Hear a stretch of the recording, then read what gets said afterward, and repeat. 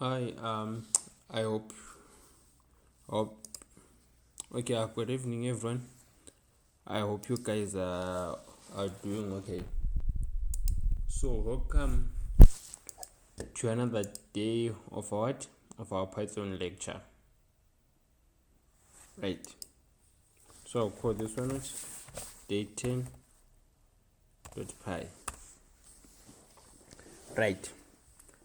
So, for today, we're going to be looking at error handling, not in Python, right? Are you all ready for today's lecture? Yes, we are, sir. Okay, great then. Right. So we're going to be looking at error handling, right? So we should be able to understand syntax errors, runtime errors, logical errors, try, except, else, finally, and the raise keyword, right? Right. So no matter how good you become at programming, you are going to encounter errors. Experienced programmers don't write programs that never experience problems. Instead, they write programs that know how to respond when something goes wrong. Right. So, right. So whenever you write a system, right, you should always expect the worst and know how to respond when something goes wrong, right? So that's where error handling comes in,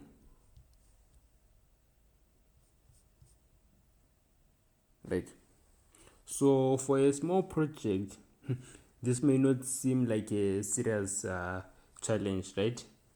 But imagine if this was a large system like a banking system, an online booking system, a school registration system, or a payment application.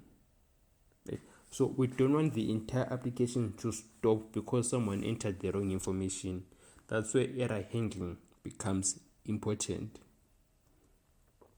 Right? So the three, okay, let me say what error handling, right? So the three main types of errors, right, that you are most likely to face almost on a daily basis, right? We have what is syntax errors, right? We have runtime errors, and we also have what logical errors, right? So syntax errors happen when we break Python's grammar rules, right? Whenever we write the syntax that Python doesn't recognize or we don't write it in order, that's when syntax errors occur, right? Then a runtime error happens when the code is written correctly, but something goes wrong while the program is running. So the program is going to run, and then then a small issue occurs when the program is running. That's what you call it a runtime error, right? Then we have what you call it logical errors. Logical errors are sometimes harder to find. The program doesn't crash, Python doesn't necessarily show you an error, the program simply gives the wrong answer. The program is supposed to return 2, but it returns let's say it returns 10. That's a logical error, right? So a logical error is when the program simply gives back a wrong answer,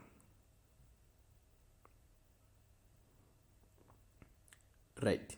So to handle the errors, we have what we call try and except, right? We have what we call try and except, right?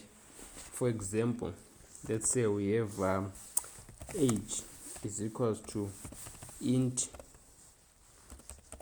input, right? Enter your age, right? let's just say print f string you are, right, age years old, right. If we run the code and enter 20, it works, right? I'm not running the code. If I say hello, it crashes, right? We get an error, and this time it's not what it's what it's a value error. So a value error is part of what runtime errors. So the code ran perfectly well, but when the user input was wrong, so it produced what a runtime error. And so the runtime error that was produced is what is a value error, right? So instead of our code crashing, we want to return something different, but the code to keep on not running, right? We can use what we call what try and except, right? So we can say, for example, try, right, and inside the try block, we can then add our code just like this, right?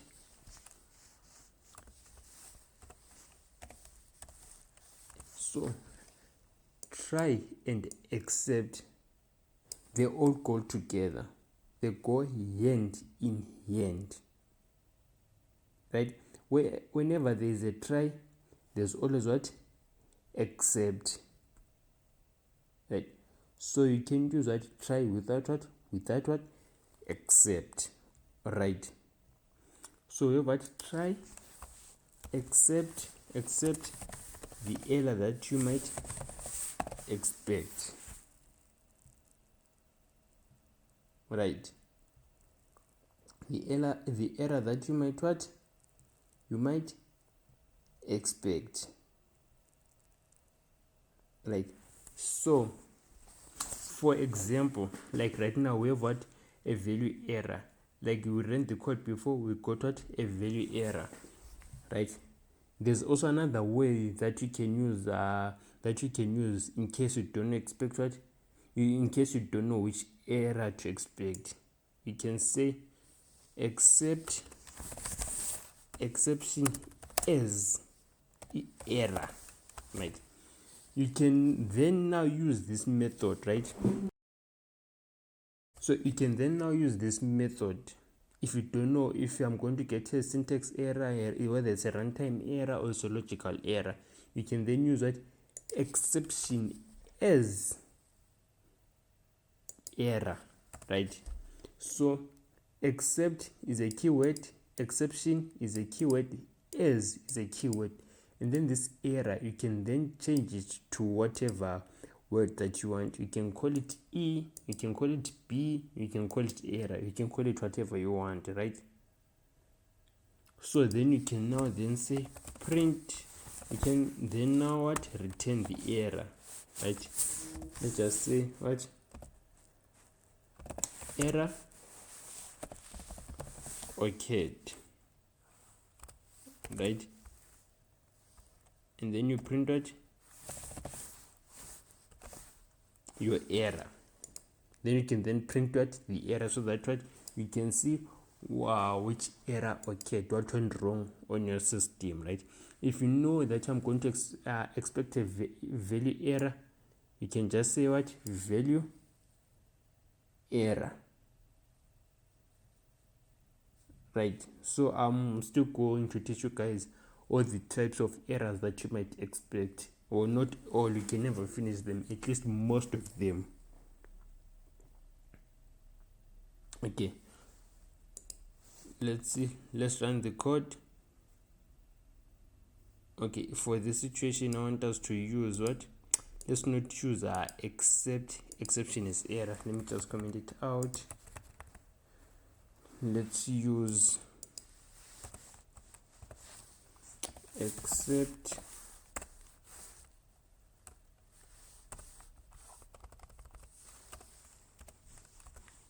except value error, right?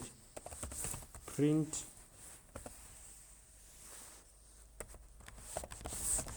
please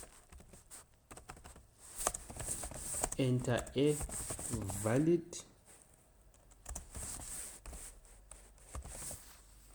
number, right? Now running the code, if I say 25, you are 25 years old, our code ran successfully, right? Then if I say enter age, if I say 10, no 10, hello, right? This time our code doesn't crash. Instead of crashing, it just says that please enter a what? A valid number. So it's better for the user to see please enter a valid number than seeing what than the code crashing. So since it said what enter a valid number, if you have your while loop set to true, then the code will keep on running, asking the user to enter what? The required value, right? Instead of what? The code crashing. This is why try and except is very, very important, right? So what happens is that try block is going to execute first, right? A is going to run this age, right? So when the user age, right, when the user enters when the user enters what's required for them to enter, the moment they press enter, right, the moment they press enter, and then Python detects an error, then it's going to execute this code. It's going to execute this block of code, the except block. If Python doesn't detect an error, then this is going to execute. So this is how try and except works. So Python starts with this block of code, and if it catches an error, then instead of continuing to run this code or crashing the system, it then prompts this block of code to execute, right?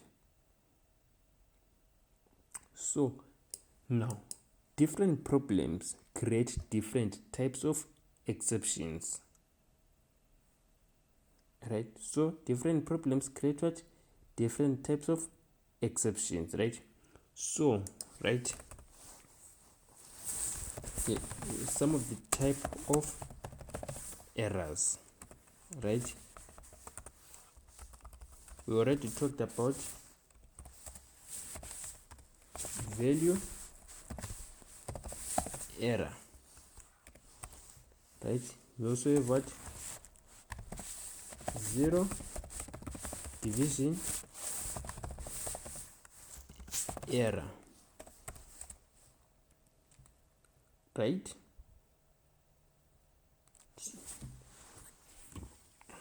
So the value error is if the user enters what? The wrong value. And the zero division error is when we try to divide with what? With 0.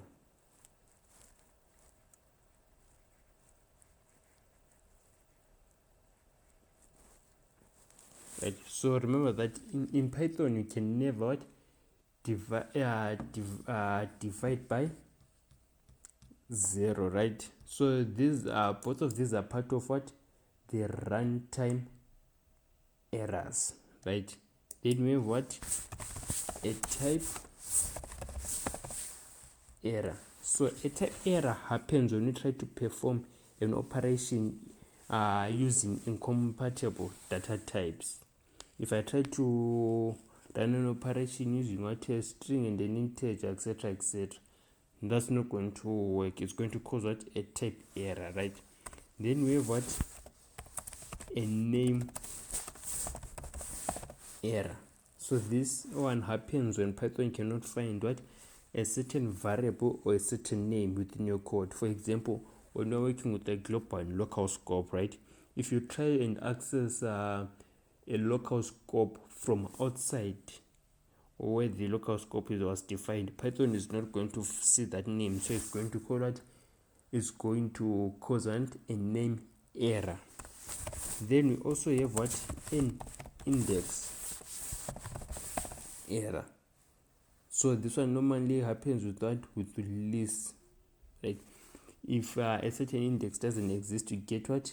An index error, right? And then for a dictionary, then we also have what you call it, a key error. So this happens when you try to access what? A key within a dictionary, and that key does not exist, right? So these are just these are just some of the errors that you might encounter whenever you are creating your own systems. So these are all runtime errors, right? So these are what? All runtime errors. So the advantage with this is that here I said accept value error, so you can change it to accept zero division error, accept type error, and accept name error, accept index error. As long as you know which error you might encounter, you just use it here. And then you just write your print statement or whatever is supposed to happen if there's an error. That's the advantage, right? If you don't know which error that you might encounter, you can just say what? Exception is error. But you can just say what?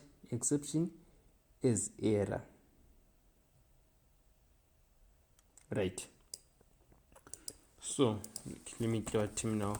I want us to also look at what? And else and finally, right? So let me copy this and just look at else and finally. There we go.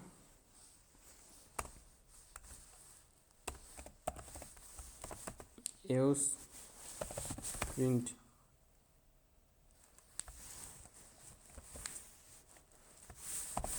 f or age is age, right? Delete it here. There we go. Okay, it's supposed to be invalid age, right? So what's going to happen here is, right, try is going to execute, right? If the user enters the valid number, right, then the else block is going to execute.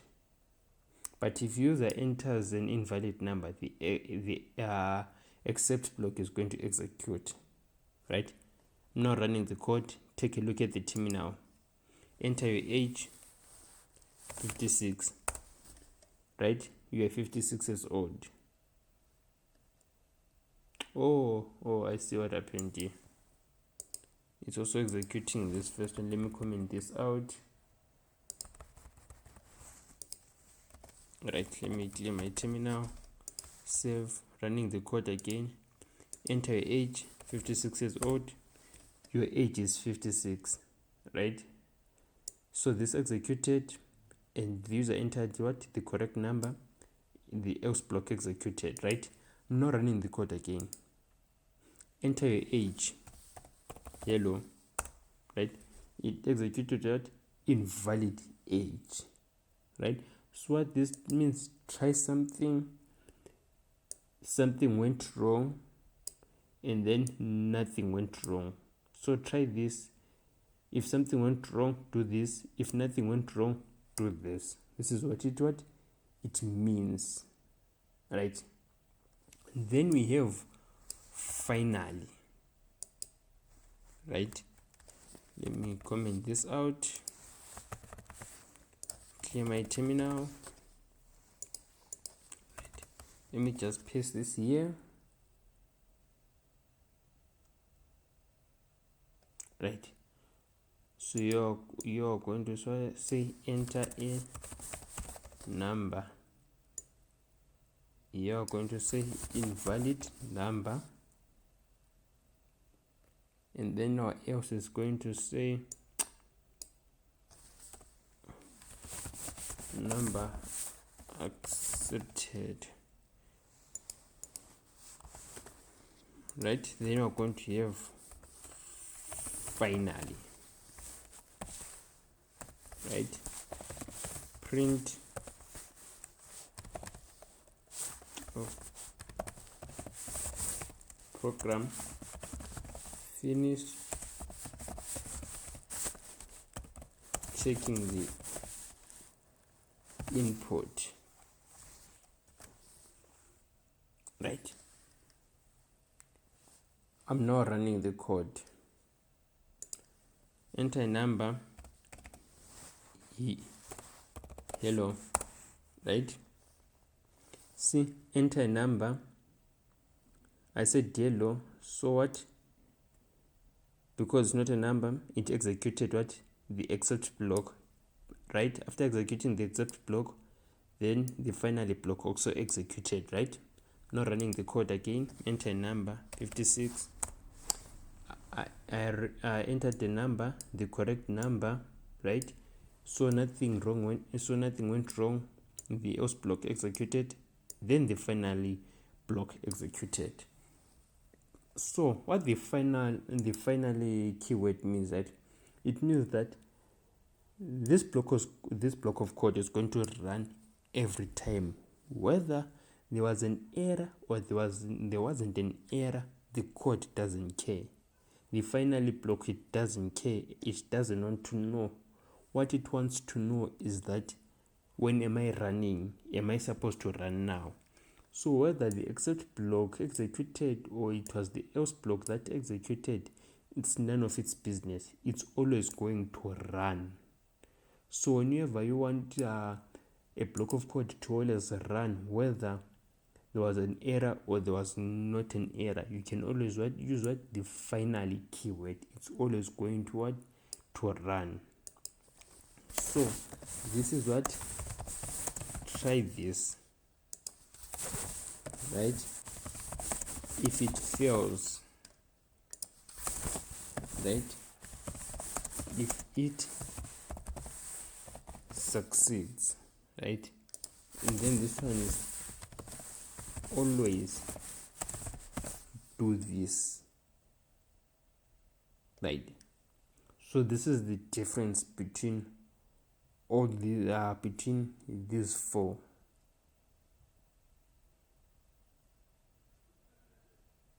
right?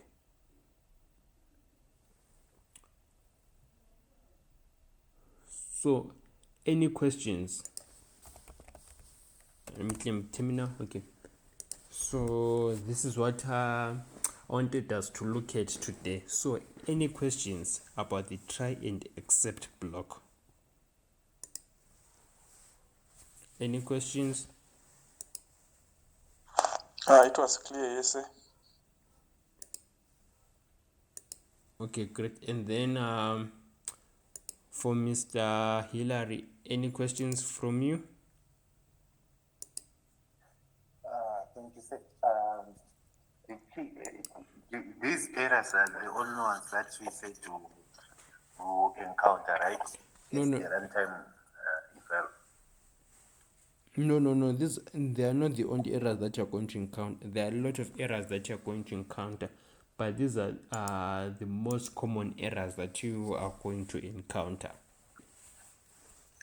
So, okay. yeah. So it's good practice just to, do away with the zero in on the issue, like the zero division error, and then just put the one that you said exception in. What did you call it? Except something. Exception error. Yes, exception is yes. If you don't know which error you might encounter, you can use this one. But if you know the error that you might encounter, always use the type of errors that you know. Right. So it's fine. Right. So it's always good to write out the error that you might encounter if you know it. Okay. So any questions?